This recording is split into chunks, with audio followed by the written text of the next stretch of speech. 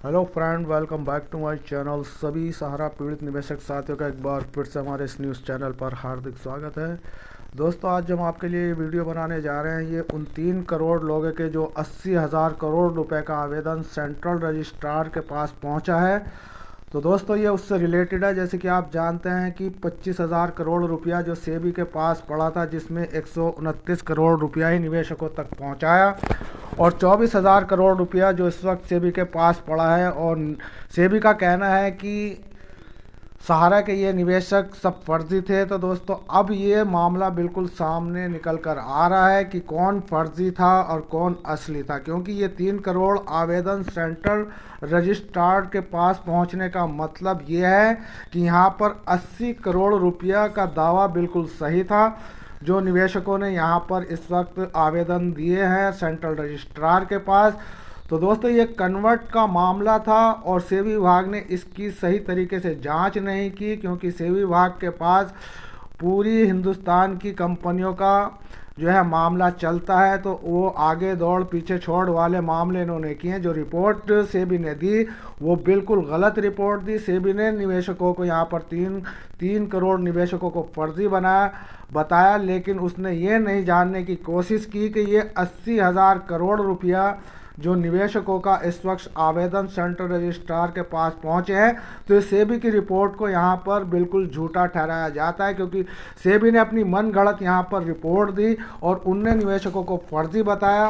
तो दोस्तों, अब ये फर्जी निवेशक थे, तो यहाँ पर 3 करोड़ लोगों का 80,000 करोड़ का दावा कैसे सेंट्रल रजिस्ट्रार के पास पहुँचा।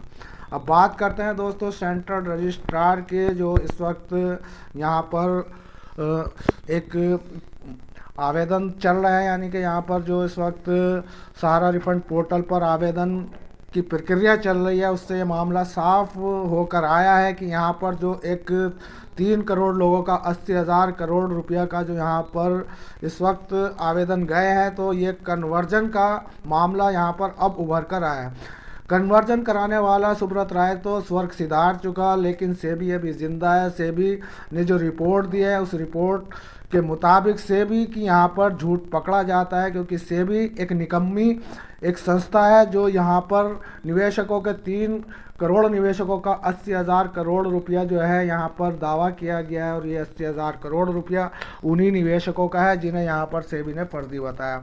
मामला कन्वर्जन का था और सेबी ये जानती थी कि यहाँ पर एक बहुत बड़ी धांधली सहारा सुब्रत राय के द्वारा की गई है, लेकिन उसके इशू में पहुँचने की कोशिश नहीं की, निवेशकों को इंसाफ दिलाने की कोशिश नहीं की, बल्कि ये 24,000 करोड़ रुपया अपनी जेब गरम करो बैठी है। अब देखना ये है कि यहाँ पर जो 80,000 करोड़ रुपए का आवेदन सेंट्रल रजिस्ट्रार के पास पहुँचे हैं, ये 80,000 करोड़ रुपया निवेशकों तक कैसे पहुंचाया जाएगा। ना तो सेंट्रल रजिस्ट्रार पहुंचाएगा और ना सेबी पहुंचाएगी। ये पैसा इसी तरीके से यहाँ पर गुमनाम हो जाएगा, जैसे कि पीछे आपको बताया गया था कि ये पैसा सहारा का जो पैसा 24,000 करोड़ यानी कि 25,000 करोड़ बन चुका, वो पैसा सहारा सेबी के अकाउंट से अब सरकार के अकाउंट में जाएगा। यानी कि ये लावारिस पैसा बताया गया था, लेकिन ये 3 करोड़ लोगों का 80,000 करोड़ रुपए का जो दावा यहाँ पर आया है सामने, तो दोस्तों अब सेबी को जवाब देना होगा और हमें न्याय चाहिए। और हम जानते हैं कि हमारे निवेशक सभी गरीब लोग इस इशू में घुसते हैं, समझते हैं, जानते हैं, लेकिन दोस्तों किसी के पास एक तो पैसा गया और फिर अब अपनी लड़ाई लड़ें तो कहाँ पर लड़ें।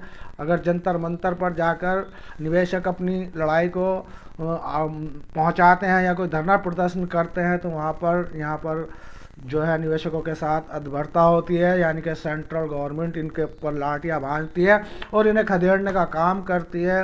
तो दोस्तों, ना तो सेंट्रल रजिस्ट्रार ही पैसा देगा और ना सेबी देगा।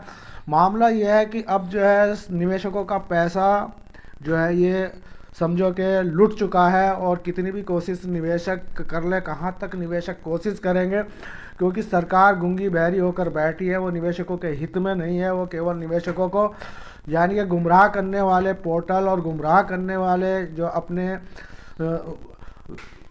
अखबारों के माध्यम से जो खबरें पहुंचाती है वो बिल्कुल सरासर गलत होती है। कि सेबी ने कहा कि ये सब निवेशक फर्जी हैं, हमें प्रमाण चाहिए, 180 ट्रक से भी ज़्यादा यहाँ पर सेबी के पास सारा सुब्रत राय ने भेजे थे, जो उनके पेपर्स वर्क थे। तो दोस्तों ये उन्हीं 3 करोड़ लोगों के पेपर थे जो सेबी के पास पहुंचाए गए थे। अब यहाँ पर मामला यह है कि अगर सरकार की नीयत साफ हो तो एक एक निवेशक को पैसा दे दिया जा सकता है, लेकिन सरकार की नीयत साफ नहीं है, क्योंकि सरकार को भी पैसा चाहिए।